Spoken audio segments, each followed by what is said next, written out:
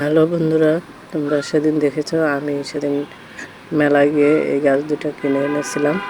তো এতদিন 2 দিন ছায়া রাখছি, আজকে লাগিয়ে ফেলবো। তাই আমি এই যে ড্রাম এবং এই বড় বালতিটাকে ফুটো করে তারপরে চ্যানেল বানিয়ে তারপরে ওই যে এই দিয়ে দিছি, বন্ধ করে দিছি যাতে পানি আস্তে আস্তে যায়, যাতে পানি সোজা চলে না যায়। তাই আমি মাটি মিশিয়ে নেব। এই যে মাটি মিশিয়ে নিতেছি। এখানে আছে জৈব সার, মানে গোবর সার আর মাটি, তারপর শিংকুচি, হাড়ের গুঁড়ো, সরিষার খোল, বালু এবং পিঁপড়ার ওষুধ, এগুলো দিয়ে মিশিয়ে নিয়েছি। তা এখন আমি লাগাতে শুরু করব।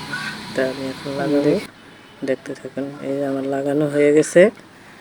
তো এখন আমি এটাকে ছায়াযুক্ত স্থানে রাখবো। এই ড্রামটাকে চাইছিলাম আমি আরেকটু ছোটো করতে, পারিনি। তো এখন আমি এটাকে ছায়াযুক্ত স্থানে রেখে দিব কয়েকদিন, দেখি কি করা যায়। একজনের হেল্প নিতে হবে এটাকে নেওয়ার জন্য, একা একা নেওয়া সম্ভব না।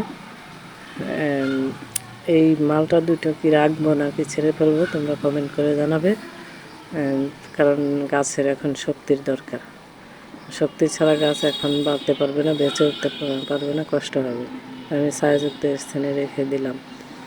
এই কিছুদিন 4-5 দিনে এরকম ছায়াযুক্ত স্থানে থাকবে। তারপরে এটাকে আমি রোদে নিয়ে দেব। দুটো গাছে একটা লটকন গাছও লাগিয়েছি, দেখি লটকন গাছটা বাঁচে কিনা। এটা বিচি থেকে নেওয়া।